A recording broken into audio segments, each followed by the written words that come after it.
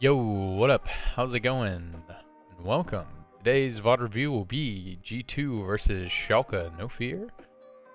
Week 1, Day 2 of the LEC Spring Split 2019. This is actually my second time recording this video, because I accidentally didn't record my vocal audio on the first time, so this will be fun. Anyways, cool, so let's just get right into it. So, starting out with the bans real quick. So pretty standard bans right here. The only ban that is unique, that kind of sticks out, that's a little out of place, is the Jace ban. It's a little bit different from your standard bans that you would normally see. The only reason why we'd see that is if you're unfamiliar with what G2 did the other day. They ran a full poke comp, so the Jace ban in the first phase, just there's a little ban in there to discourage G2 from running the full poke comp again. So that's just a little bit to discourage them from running the full comp.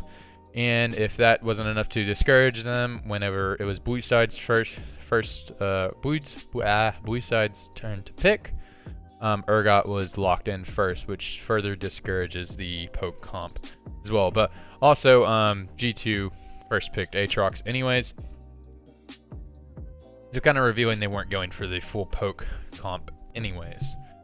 Alrighty. Cool. So we're going to go through the team comps real quick. I'm going to start with Schalke's comp real quick.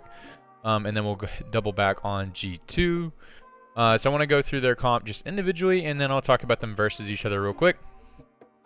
I actually need to fast forward a little bit so that they'll do their swaps. Okay, there we go. Oh, right on Jankos' face. There we go. That's how I recorded it last time.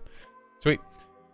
Okay, cool. So, in the top lane we got Urgot, we got Kha'Zix, Lissandra, Ezreal, and Thresh. I really like Schalke's draft. They have a really good draft. This is a pretty standard draft.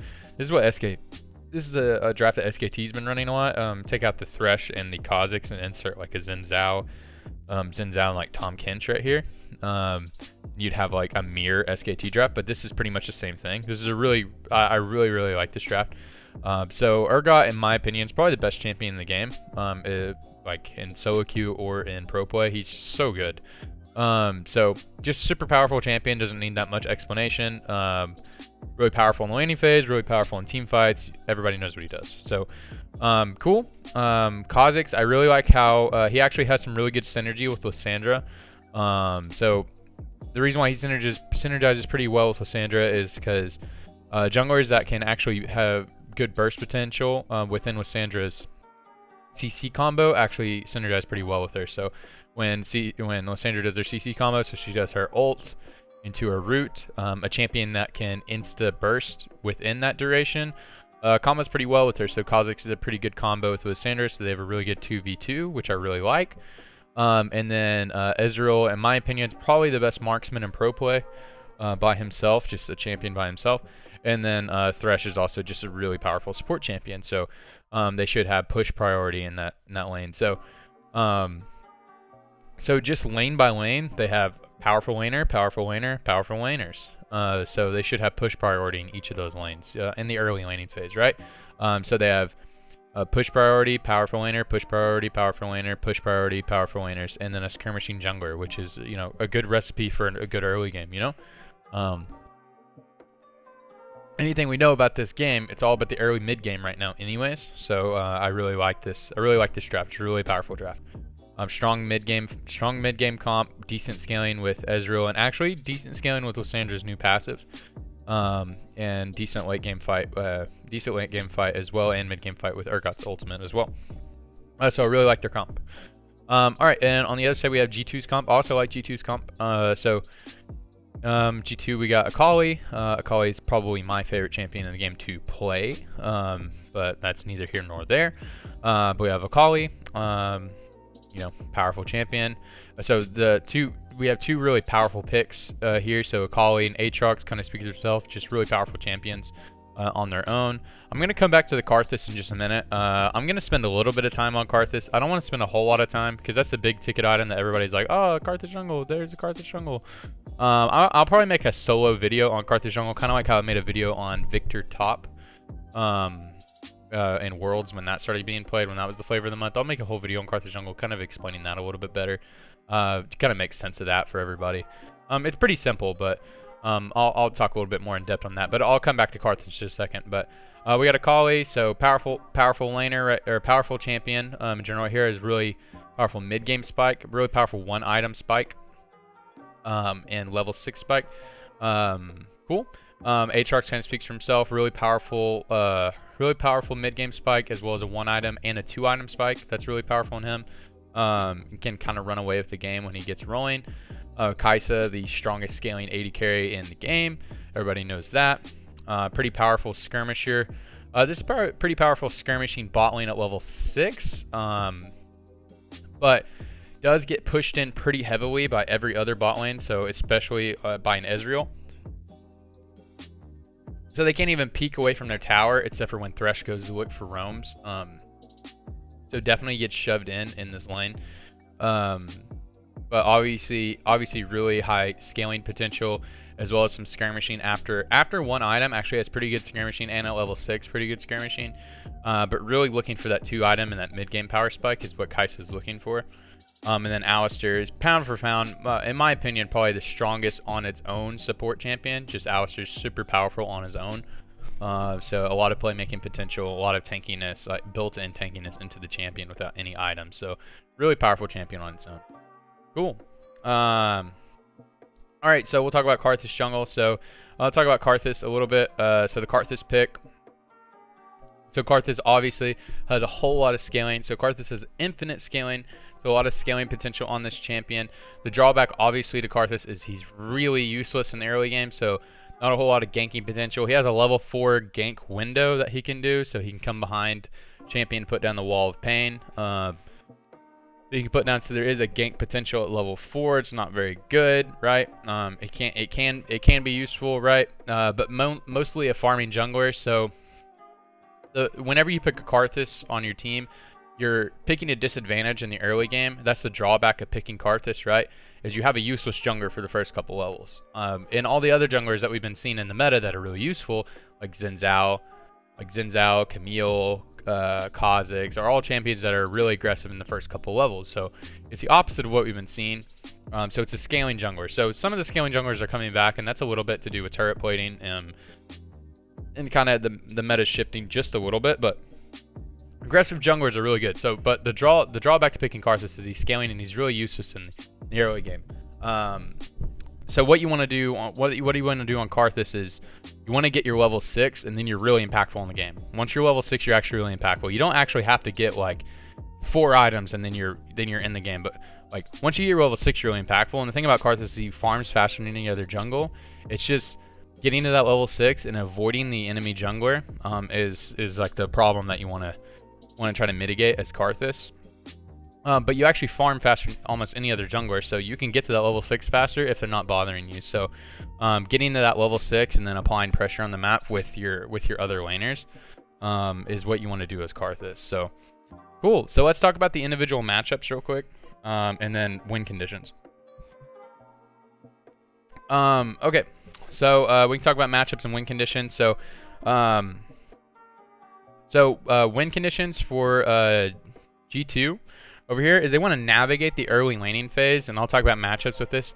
They want to navigate the early laning phase. So in general, they're not going to have priority in any of their lanes, or they shouldn't in the very early laning phase.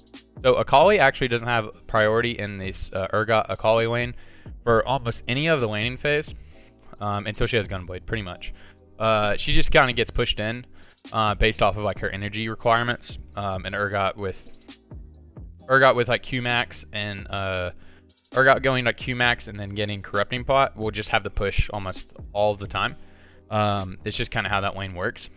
That lane isn't like bad for Akali by any means. If you don't know anything about the matchup and you just look at the champions, you're like, oh yeah, Urgot has the time of his life in that lane. Akali has like solo kill potential, but Urgot does too. When Urgot switches to Ignite, he definitely has like solo kill potential. He can have like he almost has like one-shot potential, but Akali does too. So that lane's actually kind of volatile, but it also feels safe for both of them. It's just up to them to make mistakes. So you can farm that lane out if you want to, but definitely Akali gets pushed in. Akali gets pushed in. The early laning phase in the Aatrox versus Lissandra lane is pretty much up to Lissandra. So if you saw at Worlds, that laning phase was like awful for Aatrox. So Aatrox got kind of pushed out in the meta at Worlds by Lissandra and Victor, because those were just seen as like huge counter picks to just constantly like poke and then shove them in. But since Lissandra got her passive reworked, that's not really the same. So Lissandra can still do the first couple levels like that if she wants to, but she'll run out of mana and then shut the TP back. But that could be how they want to play the laning phase. You could just constant shove so they have lane priority so that they can pressure the Karthus. So that's an option for the Lissandra. So the Lissandra definitely can dictate the Aatrox lane for the first couple of levels, but after that, it's not like how it used to be, where the Lissandra just constantly shoves the Aatrox in. The Aatrox has a terrible time. It's not like how it used to be. So Aatrox still, after like level 3 or level 4, Aatrox can definitely fight back for sure. And definitely if Lissandra makes mistakes. But Lissandra does have the option to just constantly shove him in for the first couple levels if she wants to. So not much to say about the Kai'Sa Alistar lane versus Ezreal Thresh. So that matchup is kind of just you're just farming, right? You're getting shoved in by the Ezreal. Ezreal's just going to shove you in the whole time. There's not much you can do. You have some fighting potential with your jungler at level 6, but if your jungler's Karthus, he's not gonna, you know, do some crazy, you know, gank play on you. So you don't have that much of level 6 potential. So other than like a big team fight at level 6, then Kai'Sa has some good play. But yeah, you do have some good skirmishing at level 6, so there's some plays you can look for there. But other than that, you're getting shoved in, but you're looking to farm it up, and we're all good. So G2, what they're looking for is to navigate out of the early laning phase. Maybe look for some advantages in lanes if they can get them, like just by like talent advantages, just like Caps getting like a solo kill or something like that, you know, getting some type of small advantages just by being better players. But navigating out of the early laning phase, getting to their one item spikes on their Aatrox, their Akali, and their Karthus, and then blowing open the game in the mid game, and then just controlling sides of the map, right, with those champions. And then once they blow up the game in the mid game, they have infinite scaling with Kai'Sa and Karthus, and should just roll over the game. Cool. So let's talk about what Schalke can do to win this game. I really like Schalke's draft. I think they start out with the advantage in the game. They can have push priority early in the game in 3 lanes. And the drawback to picking Karthus, and this is what makes me really mad about this game, because obviously Schalke loses this game. What makes me really mad about this game is that there's a drawback to picking every champion, right? The drawback to picking Kai'Sa is that you can't really fight people early in the game, right? Or you can if they make a mistake, but you can't control the lane as Kai'Sa, right? You can't push the lane versus like Illusion or something, you know? You're not in control of the lane if you pick Kai'Sa most of the time, right? That's the drawback of picking her. But the upside is you have a lot of like outplay potential, and then you have infinite scaling later in the game, right? So that's the upside. So the drawback of picking Karthus is you're useless in the early game, and you're super vulnerable to getting rotated on, and you're super vulnerable to skirmishing junglers like Kha'Zix, Camille, Xin Zhao, right? And then laners that can collapse on you. So you're super vulnerable to that. And what Schalke drafted is potentially 3 lanes that can be pressuring constantly. And basically, what I'd like to see Schalke do in this game is put some type of pressure on the Karthus. Or put some pressure on the lanes. Put pressure on Karthus directly, or put pressure on Karthus indirectly by putting pressure on the lanes, forcing Karthus to have to react, right? What you don't want to do against Karthus is just let them sit back and farm, right? What you don't want to do against their comp is let them sit back and let them get to their spikes, right? Which is kind of what happens in this game. And you can watch SKT versus Afrika. Like, if you don't believe me, like, the 2 ways you want to attack a comp that wants to sit back and farm is you want to attack them, like, directly. You want to attack the things that want to farm directly, or you want to attack the sides of the map that, you want to attack the other sides of the map so the things that want to farm have to go help them, right? So you want to force them to not be able to relax. And if you don't believe me, you can go watch Afrika's try to run the Karthus comp, and that's exactly what SKT does. You know, they force Afrika's to have to draw their players. They have to draw their top laner down to babysit their Karthus jungler so that he can just farm the jungle. It sets their own Xin Zhao behind, but it also sets the Karthus behind, right? But it forces their top laner to get an XP disadvantage. So, all right, draws pressure. They don't end up getting the kill on the Karthus, but they just keep applying pressure on the lanes that way. And they end up taking both the objectives, and they get every single Scuttle Crab for the whole entire early game. And they keep pressuring invades. They keep threatening the invades. They keep causing pressure on the enemies. And Schalke kind of doesn't... They don't look for an invade until Karthus is like level 7. So, anyways, we'll just watch it together. We obviously know the outcome, but it was a little frustrating for me watching this. Obviously, these players are really new to playing against a Karthus, so can't blame them completely. But, you know, if you're not ready to play against a Karthus, just ban it. It seems like they have a game plan. It just wasn't executed very well, right? It seems like they drafted for that game plan. They drafted for like, all right, we're gonna have push priority. We're gonna have push priority. We're gonna have push priority. We have an aggressive jungler. They drafted Karthus. Let's go. Let's get him. It seems like they drafted for it. Seems like they drafted for that game plan, but it just kind of didn't work out like that. I'm a big fan of Karthus Jungle. I don't know if it'll be nerfed or anything like that because I don't think it's that OP.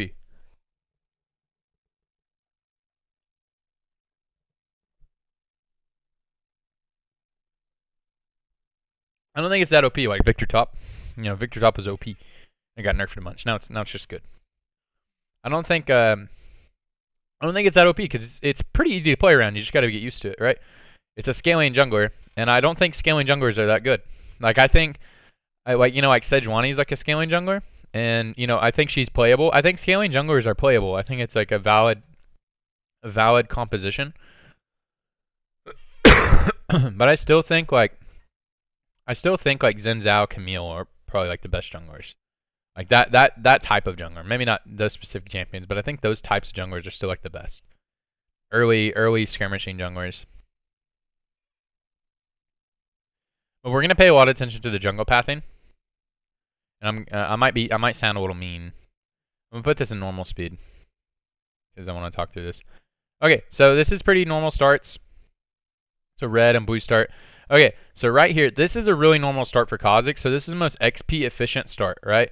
So you do red, Krugs, Raptors, and then Scuttle Crab maybe. That's the most XP efficient. It gives you or if you actually just do red, Krugs, and then Scuttle Crab, it gives you level 3. So it's the most XP efficient route, right? The red side jungle has the most XP.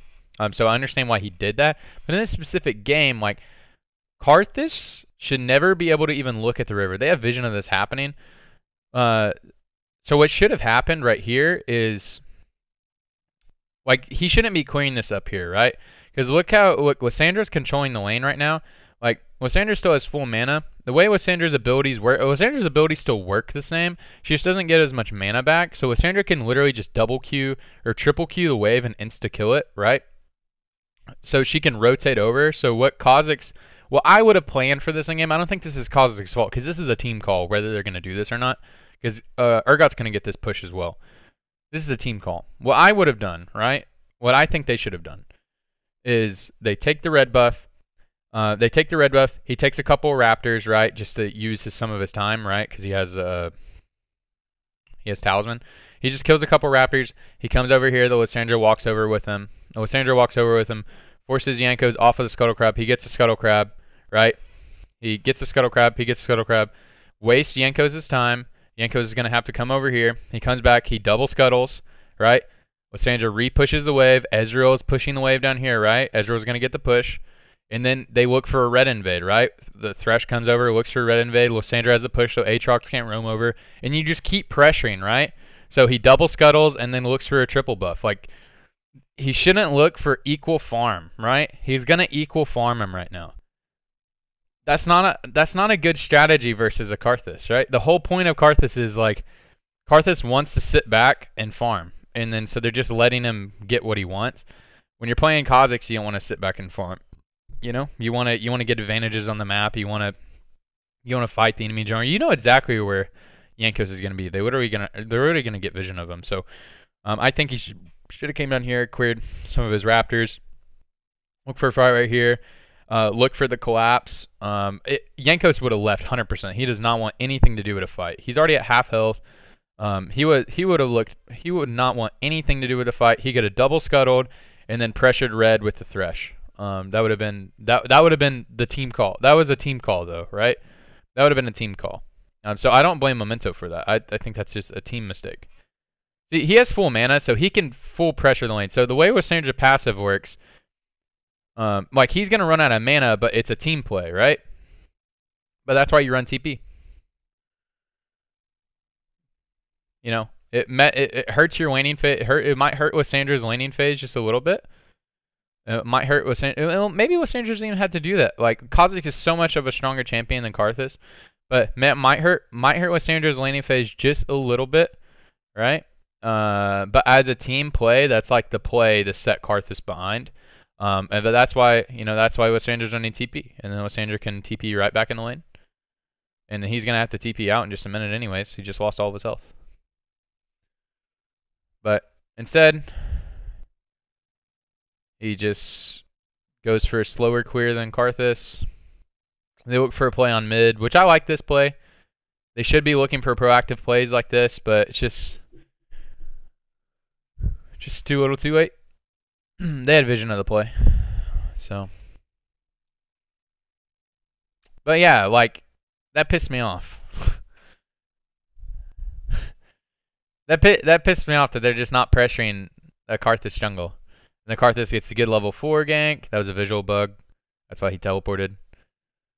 But now what you want to do is you want to somehow force Karthus into a situation, because they're going to have pressure in the side waves the entire game, right? They're going to have pressure in the side waves the entirety of the game. You want to somehow force Karthus into a vertical jungling situation. That would be really beneficial, to force him into a vertical jungling situation. But instead, literally, Karthus is getting invades now. Well, Karthus knew where he already knew his path. Look, he's getting his camp reset timers instantly. I know I'm like hyper focusing on Karthus, but it's kind of the only important part of the map, because the other sides of the map are just farm lanes, right?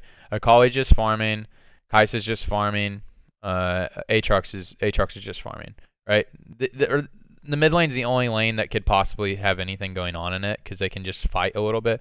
But I'm hyper focusing on the jungle, because that's just, even though that didn't like make or break this game really, because they kind of just lost. They didn't gain any advantages on any sides of the map, but the clear spot of the map where they could have gained advantages is they drafted for advantages on every side of the map, like in the laning phase, so you can just pressure in the jungler. Yeah, they just got collapsed on there. Yeah, it's now on the point. So as I said before, it's now on the point where Aatrox has an advantage in the laning phase versus Lissandra, so he's gonna have the ability to collapse first. He's also just playing the laning phase much better. He also took that item.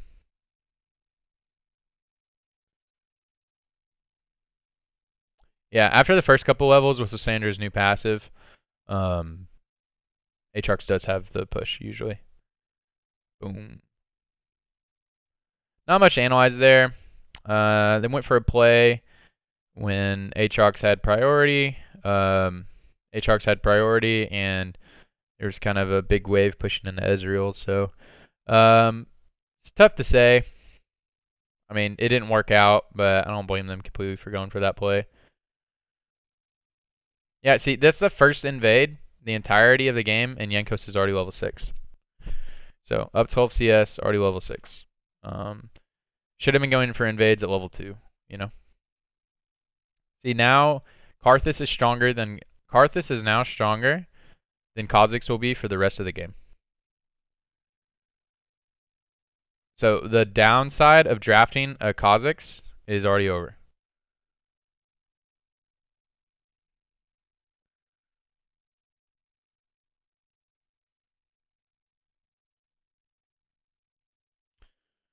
Yep. See, look at this. Now they're looking for invades.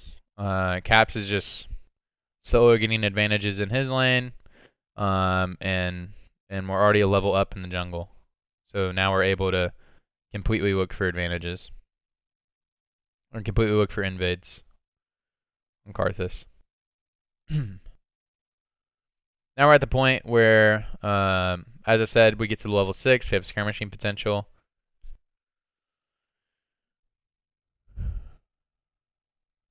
I think Abbedagge forgets to use his ult right here. Is this when he dies? No.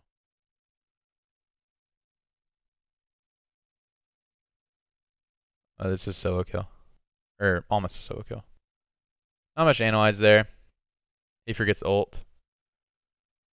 Memento comes in. Perkz TP's in. Not too much going on.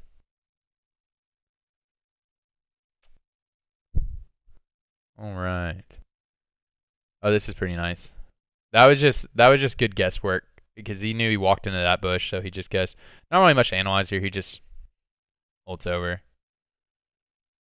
Not really looking for micro play here, just looking mostly for the macro play. But they do have full vision control on this side of the map as soon as they killed Ezreal. I want to say they go for the epic objective right here. Yeah. Karthus Dragon clears crazy fast. They go for a game pause. I think they just game pause because Jankos had the cough or something. Sick.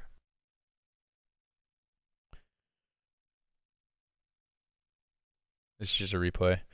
Yeah, he walks into the bush. He just guessed where he'd be. Pretty good play.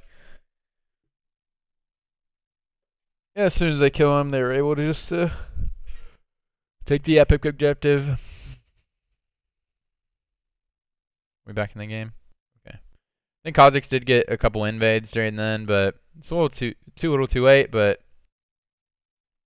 in terms of like setting the Karthus behind, but I mean that's what you do whenever that's what you do as a jungler whenever you get an advantage on the other side of the map, so good play by Memento there. Odoamne gets a solo kill here. Pretty good play. Yeah, so as soon as Urgot has Ignite, like when he switches to Ignite, is a lot of solo kill potential. Boom, boom, boom. Alright, look at the vision down here. Look at the vision control. They have full vision control of this bot side. Complete vision control of this bot side. So they're just putting all of their pressure on this bot side because they're trying to get these turret plates. Look at this. You know, yeah. Kha'Zix is doing Rift Herald. That's pretty good. So yeah. Yeah. As soon as he TP's in, they're just gonna collapse right on top. They know the jungler's not over here because they hit the Scrying Bloom, so they know the jungler's not over here because they hit the Scrying Bloom, and as soon as that goes off, as soon as it shows that he hit the Rift Herald, for sure this is a free play. So it's the freest play they've ever seen in their life. Abbedagge channels his TP. TP nerf OP, can't cancel TPs. They have full vision control. Look at this vision. Full vision control of this entire side of the map. Boom, boom, boom. Not much you can do about this. Spawn the Rift Herald on the other side of the map, but I don't think they get first tower. I think G2 gets first tower. It's turret plate. Alright, Kha'Zix get another invade. That's about all he can do because he's already on the other side of the map, but Schalke might get, okay, no. G2 got first tower. They get a kill on Odoamne here. Just reset. Wunder has a bad ult here. The bad second part of his ult he missed. Oh, like Wunder, he's a really good player. I started playing top lane. I've always been a jungler, but I don't really like playing very much, honestly. But I started playing top lane a lot more just because watching Wunder play at Worlds. I really like watching Wunder play. Yeah, so he has a couple of bad plays in this game, though. A couple of bad Akali plays. Alright, so they just keep re-establishing vision control on this side of the map because they want Dragon next, so they're just maintaining vision control on this side of the map. See, Aatrox is clearing out wards.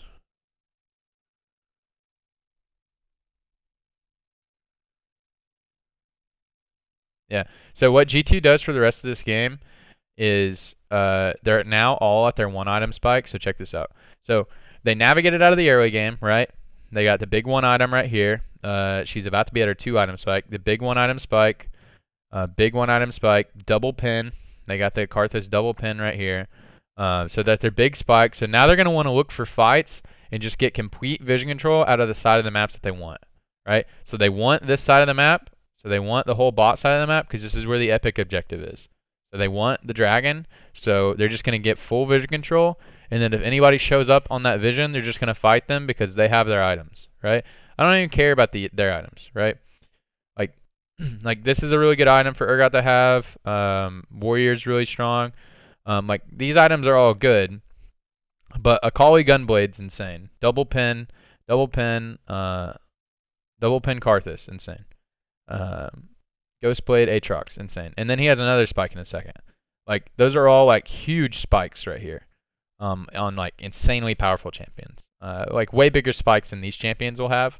And it's right now, and they have a huge gold advantage. So they're just gonna get complete vision control around the areas of the map that they want. So they want this side of the map, so they're gonna get control around this side of the map, live in this side of the map, and as soon as they see somebody come in this side of the map, they're gonna fight them on this side of the map. So they look for a fight right here. Boom, boom, boom. They kill Odoamne here through the Fear Beyond Death. Oh, this is cool. So this is something that you can do with Aatrox Karthus. This is pretty smart. So they pick fights whenever they want to. So Aatrox can just ult and go in and die, and then Karthus can channel his ult.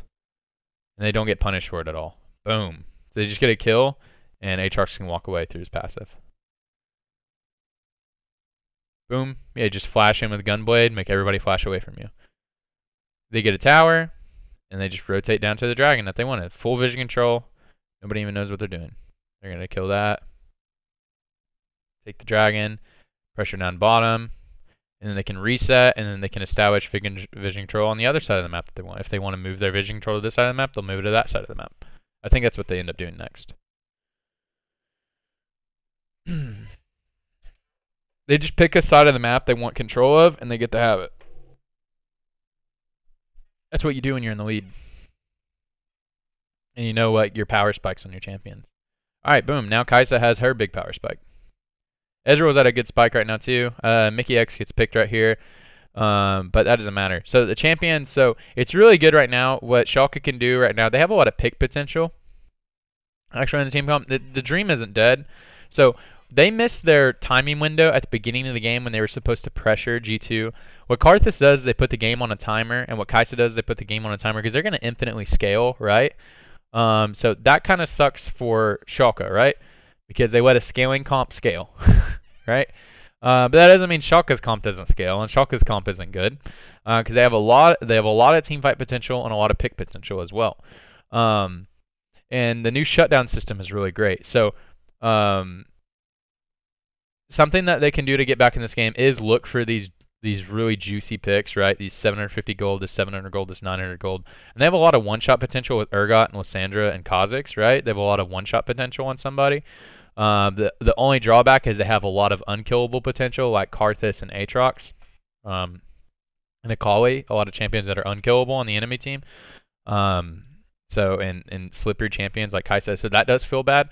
And you're going to see Schalke is going to go for a lot of like weird kills, and they're fishing for a lot of plays here, but they kind of have to fish for a lot of plays, and props for them for fishing for a lot of plays here, because a lot of teams just like sit at their inner tower and let themselves lose, but they kind of go for it here. It sucks. They do get 2 kills in a second. Like they got Mikyx, Odoamne is about to go down here. They got Mikyx, and they're about to get Wunder, but those are the 2 people who don't have shutdowns.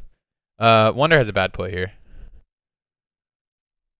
Yeah. So he should not have used Shroud right here. That's a thing that Akali players do all the time. You should use Shroud right here, right? There's no point of using Shroud right there. Before he would have lived if he would have used Shroud up there. But that's all right. Akali players use Shroud way too early. This was hilarious. Boom. He just uses it at the middle of the fight, and this guy's so dead. Wall pain, son. Yep. So they have yeah. So they're just going to migrate their vision control from this side of the map to this side of the map. They already started to do it, but they're just going to migrate vision control to this side of the map because Baron's going to spawn soon. They kill Odoamne here. I think they get tower as well. They're just gonna migrate their control of this side of the map, so the bottom side of the map to the top side of the map, because that's where the next objective is. Yep. See. Push up, take the jungle camps, reset, get pressure around Baron. So they're just gonna get pressure in this entire quadrant on the map, forcing Schalke to come and dare to answer. To force a fight, or just like roll away and then they get free Baron. So and basically Akali and Aatrox have the ability almost like by themselves to zone the entire enemy team. And like Kai'Sa, Karthus, Alistar can trio the Baron in like 15 seconds, honestly. So their Baron potential is actually pretty insane. That was a good dodge. I think he should have used the Shroud later, though. What did he build? Did he build stopwatch? I wonder. See, I think when the replay ends, it shows them in the enemy jungle. Yeah, because like look at the minimap and check out vision in a second once the replay's over.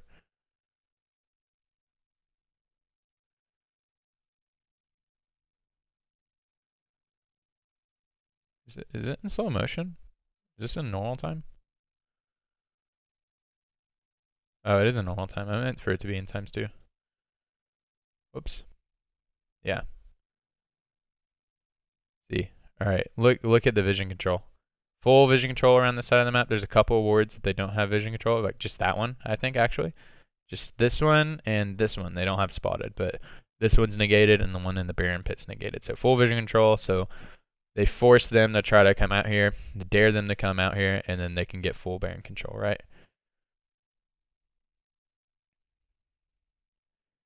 Yep, and then their trio clear is insane. And then just caps and Wunder can just zone by themselves. Almost one-shots Memento. Yep, he has a maw, so. Yeah, and then they're about to make a double push for an end in a second, so. Not much you can do about that. Props to Schalke for not rolling over and dying. They go for it, but they kind of rolled over and died at level 1 though. I think they drafted a pretty good game plan, just didn't execute on it at all.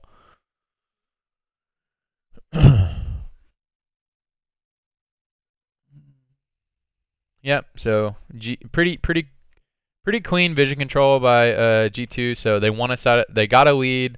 They want a side of the map. They just get pink wards all around the side of the map they want. They catch people on that side of the map, and then they end the game that way. Yep. Schalke kind of go for a last ditch effort to try to save the game, but it's kind of too late now.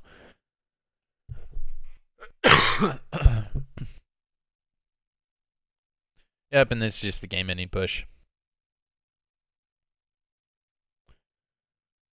Yep, I may have been a little hard on Schalke this game, but maybe not. I really like their comp, and that they drafted, and I think they could have done a lot different things in the early game. I think they played way too passive in the early game with like what they drafted. Like specifically how they drafted Kha'Zix, and they drafted lanes that theoretically can push, right? So they should be able to pressure the Karthus out of his jungle. Like at the very least, he shouldn't be getting any scuttles, right? At the very least, you shouldn't be giving scuttles to Karthus. Like just the free advantage, So at the very least, like you should be out pressuring the Karthus, but like literally wasn't. So at the very least, Karthus shouldn't be getting scuttles. If you want to watch how to pressure a Karthus, just watch the Afrika SKT game. And that game wasn't even that game 2. Afrika's SKT game 2. And that game wasn't even that clean by SKT. But like you could see that they're just putting the heat on him, right? They're putting the heat on him. They're just putting the heat on the Karthus player, right? You got to put the heat on him. But anyways, Anyways, that was a pretty good game. I promise I'm not like a G2 fanboy or anything like that. I'm just a fan of good League of Legends, and G2's playing some pretty good League of Legends right now. I think they're playing really good. I think the really good teams are going to be playing really good. Like for example, when NA starts, I think Team Liquid's going to be playing really good, and they're going to be playing really good most of the year. It's going to be really exciting when we get to summer, especially. I think there'll be a lot of good teams in summer. In NA and in EU, I think there'll be a lot of good teams. Not just like I think G2 is gonna stomp in spring, but I think there'll be a lot of good teams in spring. So that'll be pretty exciting to see. But definitely G2's a step ahead of the game. It feels like the way they're playing. At least it looked like today. So. Anyways, I'll probably make a video on just Karthus Jungle specifically because it's a little frustrating that nobody's playing around it very well, as well as just for any of the viewers who don't quite understand why Karthus Jungle is being played and how to play around it, how to play against it, and why it makes sense, all that good stuff. I'll make a video about that. So anyways, if you enjoyed the video today, make sure to give it a like and all that good stuff. Make sure to let me know, comment below. I got a comment yesterday from a guy that said, thank you for making these videos. It made me really happy. I saw it on my drive home. I was working a tournament. I work for a company, this like local esports company, and we were hosting this tournament, and I was working on a tournament in a couple hours from home, and I was on my way home really late at night, and I read that comment. It made me really happy. So any positive comments, I'd love to hear them if you got them, but if not, that's okay too. Anyways, thanks so much for watching. I'll catch you on the next one. Bye bye.